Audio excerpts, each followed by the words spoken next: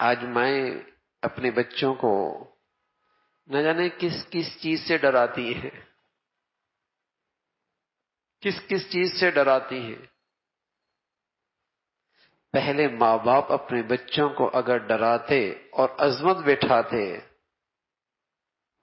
بٹھاتے، بڑائی بٹھاتے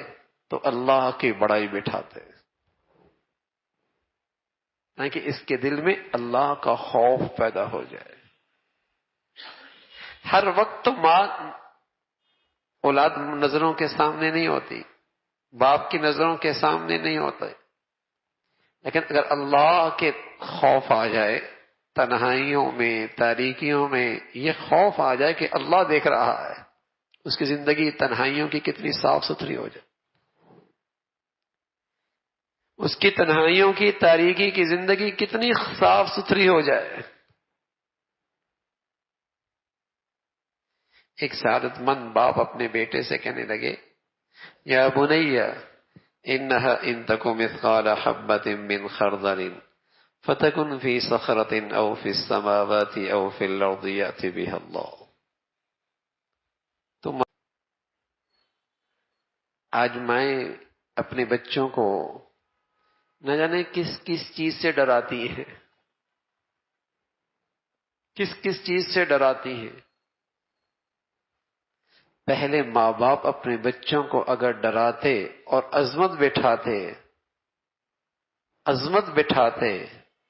بڑائی بٹھاتے تو اللہ کی بڑائی بٹھاتے، تاکہ اس کے دل میں اللہ کا خوف پیدا ہو جائے۔ ہر وقت ماں اولاد نظروں کے سامنے نہیں ہوتی، باپ کی نظروں کے سامنے نہیں ہوتے، لیکن اگر اللہ کے خوف آ جائے، تنہائیوں میں، تاریکیوں میں یہ خوف آ جائے کہ اللہ دیکھ رہا ہے، اس کی زندگی تنہائیوں کی کتنی صاف ستھری ہو جائے، اس کی تنہائیوں کی تاریکی کی زندگی کتنی صاف ستھری ہو جائے۔ ایک سعادت مند باپ اپنے بیٹے سے کہنے لگے، یا بنی انہا ان تکو مثقال حبۃ من خردل فتکن فی صخرۃ او فی السماوات او فی الارض یأتی بها اللہ۔ تو ماں کی نظروں سے اوجھل ہو سکتا ہے، باپ سے بھی دور ہو سکتا ہے، تو مخلوق کی نظروں سے بھی محفوظ ہو سکتا ہے، لیکن بیٹے